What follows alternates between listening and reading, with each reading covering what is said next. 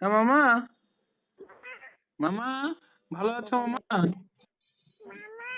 কি মামা? ও ভালো আছো মামা তো? কেমন আছো? হ্যাঁ আমি ভালো আছি, তুমি কেমন আছো? ভালো আছো? ভাত খেয়েছো? ভাত ভাত খেয়েছো তুমি? কি দিয়ে খাইছো গো? আলু, খালি আলু? আর মাম? মাম খাও নাই? মাম খাও নাই মাম? তোর না দুপুরে খাইছি।